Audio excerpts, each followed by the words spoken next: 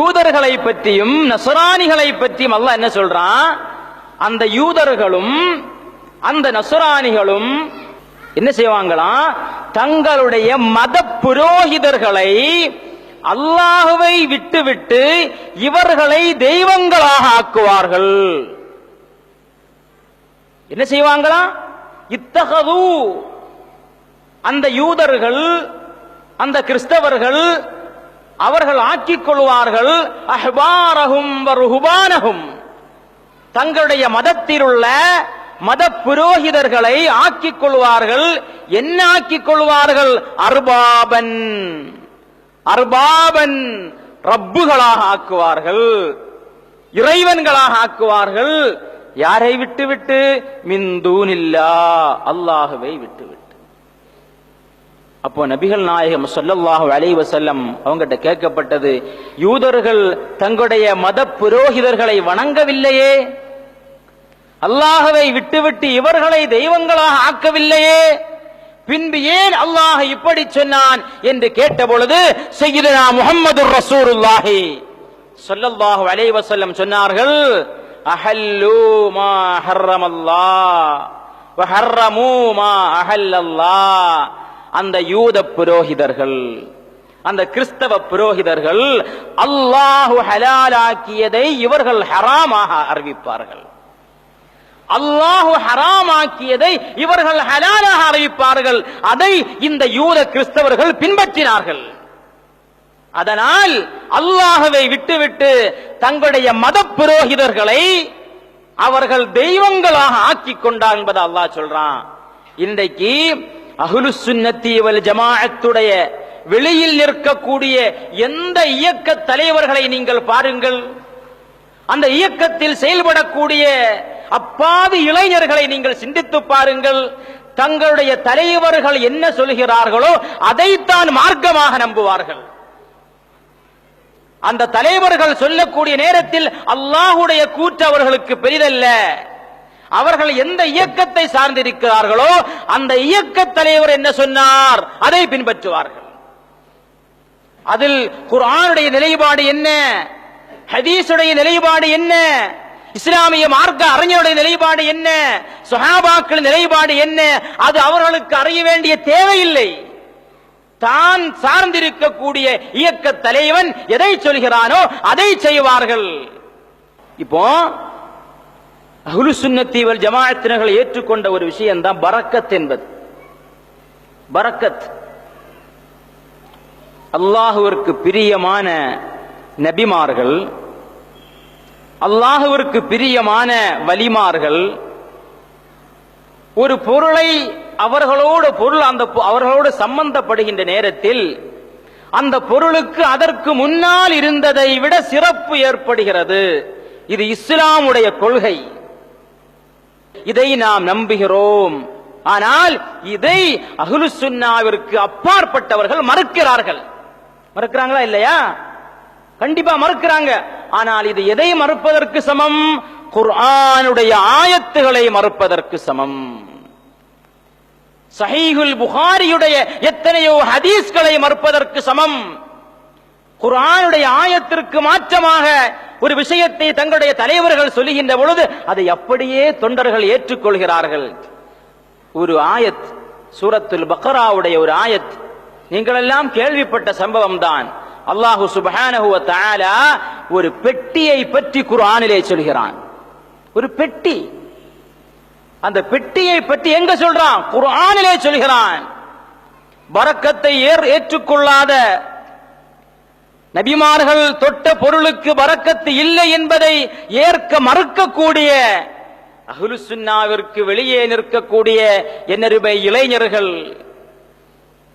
பெரியவர்கள், பெண்மணிகள் சிந்திக்க வேண்டும். இந்த குர்ஆனுடைய ஆயத்து நமக்கு எதை சொல்லித் தருகிறது? அல்லாஹு தஆலா குர்ஆனிலே சொல்கிறான், வகால லஹும் நபியுஹும் இன்ன ஆயத்த முல்கிஹி, ஒரு அரசனுடைய ஆட்சிக்கு அத்தாட்சியாக அல்லாஹ் சொல்றான். அந்த அரசனுடைய ஆட்சிக்கு அடையாளம் என்ன தெரியுமா? ஐயத்தியக்குமுத் தாபூத். குர்ஆனுடைய ஆயத்துக்கள், ஐயத்தியக்குமுத் தாபூத், உங்களுக்கு ஒரு பெட்டி வரும்.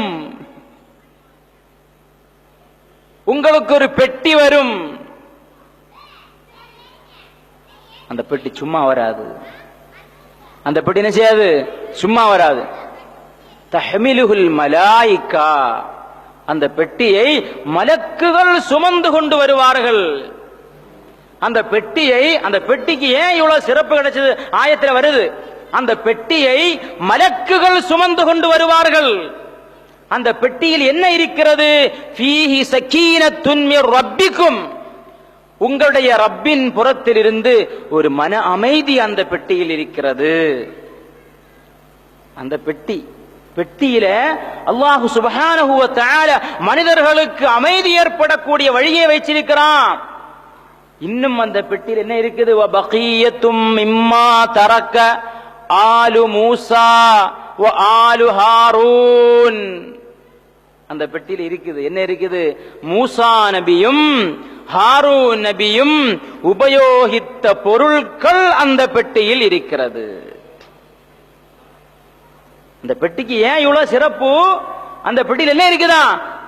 பகியத்துன் மிம்மா தரக்க ஆலு மூசா வ ஆலு ஹாரூன்.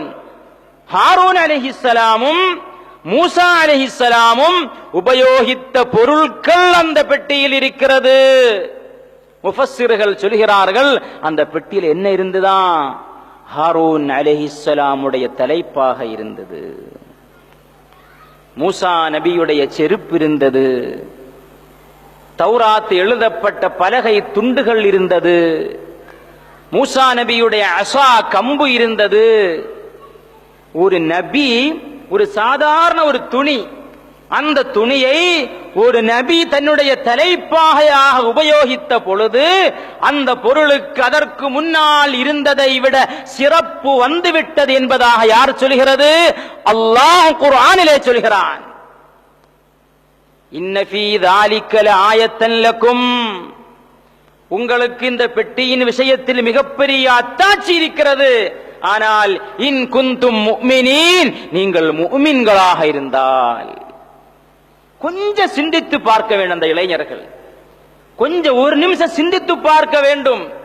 அல்லாஹு தஆலா நம்முடைய புத்தியை மாற்றி வையுங்கள். சொல்வது யார்? அல்ஹம்துலில்லாஹி ரப்பில் ஆலமீன். அகில சராச்சரங்களையும் படைத்து பரிபாலிக்க கூடிய அல்லாஹ் சொல்கிறான், மூசா நபி அலைஹிஸ்ஸலாத்து வஸ்ஸலாம் உபயோகித்த அந்த பொருட்கள் அடங்கிய பெட்டி என்பது பரக்கத்துள்ள பெட்டி. பனு இஸ்ராயீல்கள் போருக்கு போனால் இந்த பெட்டியை ஃப்ரண்ட்ல எடுத்து வைப்பாங்க. பெட்டியை ஃப்ரண்ட்ல வச்சிட்டா வெற்றி உறுதி. அப்போ இந்த பெட்டிக்கு இந்த அளவுக்கு ஏன் சிறப்பு கிடைச்சது? நபிமார்கள் உபயோகித்த பொருட்கள் அது சாதாரண பொருட்கள் அல்ல. இது ஒரு உதாரணம், ஒரு சான்றுக்காக சொல்லப்பட்ட விஷயம் இது. அப்ப இந்த விஷயம் நாம் நம்புகிறோம். குர்ஆன் நமக்கு சொல்லி தந்தது, ஹதீஸ் நமக்கு வழிகாட்டியது. ஆனால் இதற்கு மாற்றமாக அஹ்லு சுன்னாவிற்கு அப்பாற்பட்ட வழிகட்ட தலைவர்கள் சொன்ன பொழுது அதை அப்படியே ஏற்றுக்கொண்டார்கள் தொண்டர்கள். என்ன நடந்தாங்க?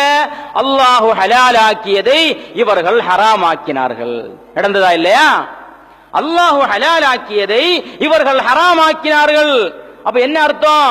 அல்லாஹு ஹலாலாக்கியதை ஒருவன் ஹராமாக்கினால் அதை ஒருவன் பின்பற்றினால் சொன்னவனை அவன் இறைவனாக ஏற்றுக்கொண்டான். என் அருமை